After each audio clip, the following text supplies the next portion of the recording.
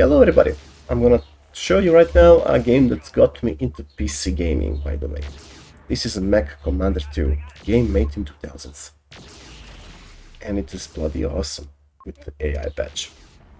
So, this game is so old, it has some issues. Installation, links down below. You have to download virtual clone drive, you get to do the praying that your PC recognizes the installation process, do the installation process, keep the CD into the virtual clone drive, and then of course play the game and hopefully enjoy it. But before you start playing the game, there are two options you can go with. First option is very simple. You can go with vanilla and learn the things, learn the stuff in it. Then you can go with the better AI option and fully unleash the whole machine in front of you.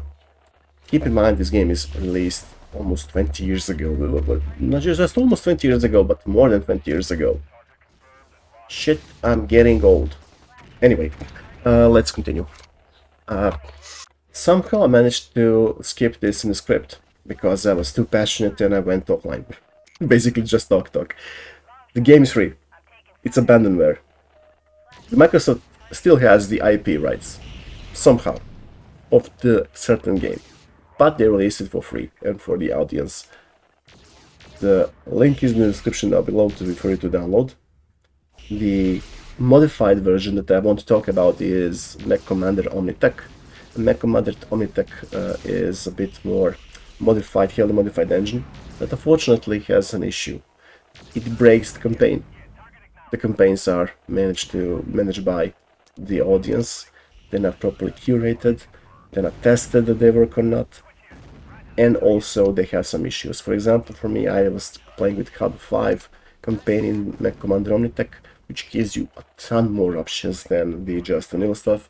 But I was disappointed because I ran into a problem where the enemy is not appearing, and this is the game critical moment. So I'll be talking about Mech Commander 2 Omnitech. Keep this in mind.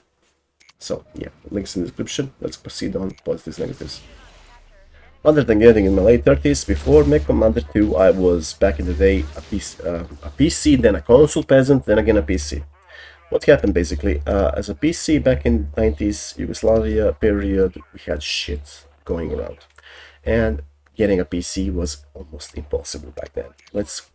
Best we had some knockoff Terminators, or basically the Sega Mega Genesis drives that we managed to get our hands on. That's the best we could afford back then. And of course I had a Commodore 64, which is from the 80s PC. Yeah, the old Commodore still alive, believe it or not. And I even played some games on it recently. So yeah, basically the trick is very simple. You had to do what you had to do. We managed to get and catch up to the rest of civilization back in 2002, and that's when I managed to find this game. So what's in it? Basically the lore is bigger than Star Wars and a bit less big, well, in between Star Wars and 40k. That's where I can place the amount of lore that is in this game. I can tell you that the lore is fragmented a bit. The people are trying to pace it out, and the trick is there is no super effects, well, other than mechs and everything else between. So we are starting on a war-torn Carver 5 planet where 3 factions are fighting, plus bandit faction, liberation faction, and you as a mercenary in the whole gaggle of it. So after a long intro, I should be telling you about what's in the game, what is good, what is bad, and the mixed stuff, of course. So let's go with the good things. Okay, the good things are that this game is old. System requirements are very, very low. And if you manage to get it installed, be prepared only for the problem that it cannot scale well on the modern systems, so you have to rely on your monitor to do the scaling up. You'll still be fixed on the lower resolution stuff, but your monitor will be the main thing that will get you up and playing the game. The good thing is when it gets you up to play the game, it starts to be a bit more complicated unless you are, well, if you are managing to find it out, and it starts being addictive. I had the whole playthrough link down below, of course, if you are wondering what to do with this game. I played with a better AI patch, by the way, so yeah. If you are a newbie that just started this game, never had heard about it, never know about how to play this game, Vanilla is the experience that I recommend, for the starters. As you progress onwards, I do recommend that you go through veteran stuff and then onwards if you are willing to punish yourself, because you are getting debuffed and the enemy is getting buffed. So they're just increasing the stats above regular difficulty. So yeah, about that in the bad sections. Right now, let's continue with the positives. So low system requirements is the first positive that I can definitely tell you about. Second positive thing is, once you get into the game, there are a bunch of things to do. First thing first, you get technologies as you progress through levels, and you can modify your mechs or your battle machines, call them what you like, I call them mechs, and you can then basically design them as you wish, and to make them appropriate to the battlefield, especially with better AI patch. So as I said before, vanilla stuff is for without the better AI patch. And the second thing good is, after you install a better AI patch, you unleash the full creativity of AI. Full creativity of AI, don't quote me with the problems over there. The full creativity of AI, I'm thinking of the behavior of the enemies in-game. Basically, they're gonna do a lot of things to you. It's gonna be not be a turn-based strategy, it's gonna be action, tactical action strategy game. Your backs have always the lower amount of armor. The enemy is gonna try to exploit that, whether they are assault mechs, whether they are, you know, tiny mechs. And they're gonna try to get you that way. So with the better AI patch, the AI goes rapidly in, auto tactics strategies need to be adapted, configured, and your loadouts need to match it. So this is a good thing, and I cannot praise it enough. Another good thing is, you are going to experience a mix of RPG and tactical elements. RPG elements are going to be definitely throughout the leveling up of your crew. As you level them up throughout the missions, they're going to be having the options to gain perks. These perks allow you to use certain weapons way better than the others. So your pilot can be a sensor type guy. He can now detect and identify which is the enemy that is going against you. And if you know a bit of the background of the enemy mechs that you are fighting, you can adjust your strategies and go in. Of course, there are mechs that cannot be detected because they have ACM, and you can only figure them out once you have a visual on them. Those things are definitely positive in my opinion, because you have a lot of strategic decisions to make on the blink on your basically how fast are your fingertips. You are not playing with unlimited resources, you are resource constrained. You have to manage them properly, you have to be fast, think a bit, make an approach that is appropriate to the situation, and I fully recommend that you bait and switch a lot. And those are things like provoking the enemy to separate from the herd and thin them out that way. If you want a fair fight, especially with the AI patch, you are not gonna like it, because even if you win, you're gonna be so crippled, or maybe even lose some pilots, that's gonna be detrimental to your cause.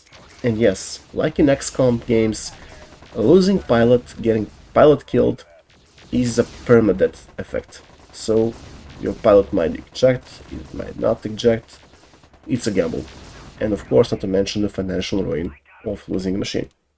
But if you get the enemy pilot cockpit off and you have extra pilots waiting in line, you can definitely then use these extra pilots to acquire, in the middle of battle, an enemy machine, repair it, and get it working.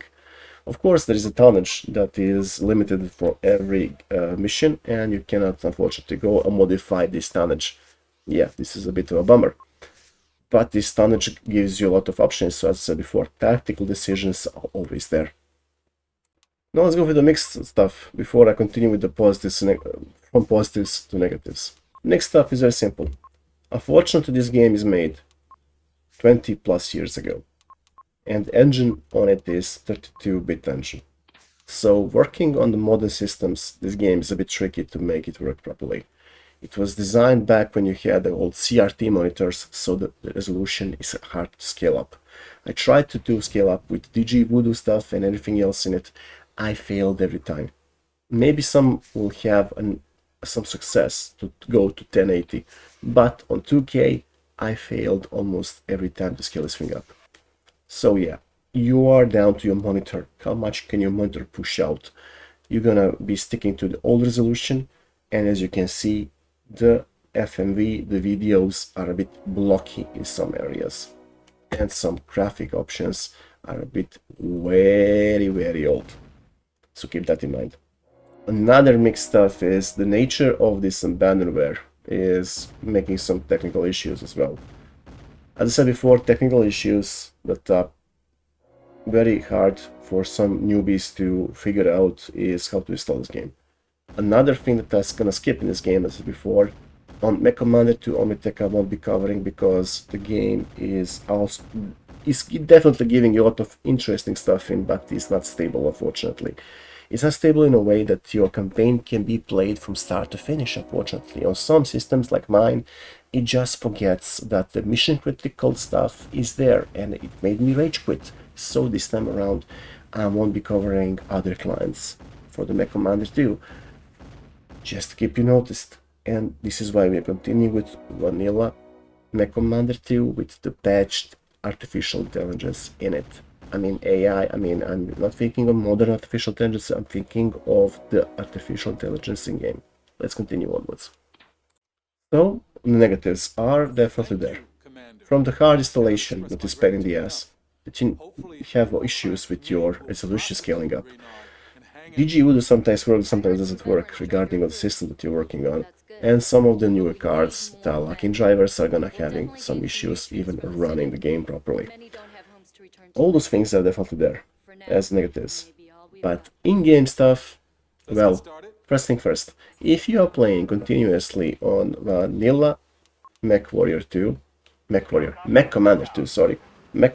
vanilla, you're gonna have problems like having the AI pathfinding very bad. So your ally is gonna be very bad with pathfindings. Sometimes your allies might just, the partisans for example, might just stick around, do nothing. You know, they react when you see the enemy, but regarding the mission executable stuff, they are just standing there and doing absolutely nothing. While some glitch from time to time can be very useful to exploit the enemy and kill him that way, this time around they are happening a bit too much for my own liking. So yeah, this game definitely needs a heavy makeover in the modern engine. What can I say? I mean, another negative is that unfortunately I couldn't find all of the mechs that I wanted, all the mechs that I wished for to catch, like Pokemons, but unfortunately this is what it is. Yeah, this game review for the ancient old game is getting a bit more unusually long. So, thank you everybody for watching this far. Thank you for listening to my rant, to listening to my nostalgia trip. And this time around, I'll be doing next time the more easier stuff to do is another mech game that is not in the Battletech universe. And this time around is gonna be Titanfall 2.